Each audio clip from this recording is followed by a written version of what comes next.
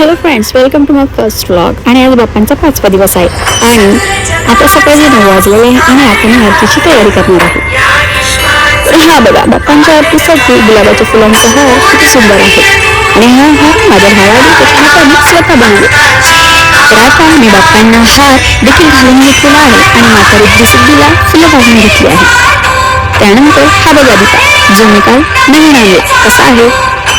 आणि आता बाप्पाच्या आरतीसाठी संपूर्ण तयारी करून घेतलेली आहे आणि आज आरतीसाठी माझी बहीण देखील आली आहे, तर तिच्या हातानेच आजची आरती मी केली.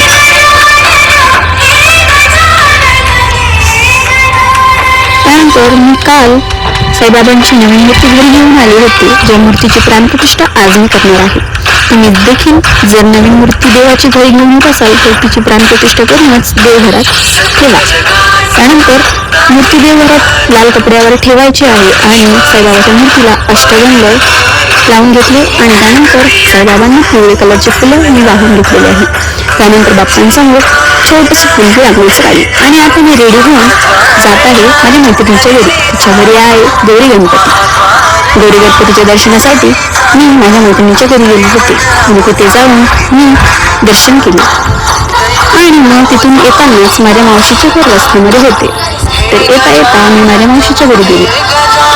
हा बघा माझ्या मावशीच्या घरचा गणपती सुंदर आहे ना, श्रीमंत दगडूशेठ. तर तुम्हाला कसा वाटला हा गणपती? मला तर खूप आवडला.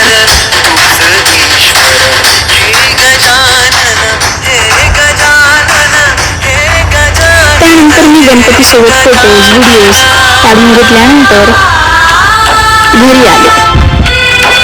घरी आल्यानंतर माझ्या घरच्या बाप्पांसाठी मोदक बनवून बाप्पांना ते अर्पण करून बाप्पांची आरती देखील करून घेतली.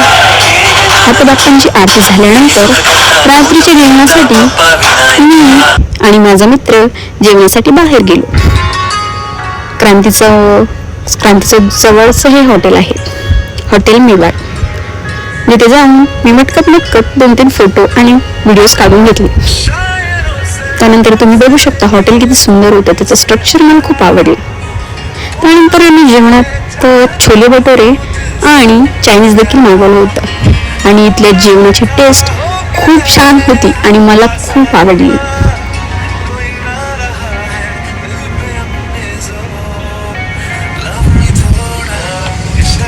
त्यानंतर मी नूडल्स देखील मागवले होते आणि अशा प्रकारे मी जेवण करून घरी आले.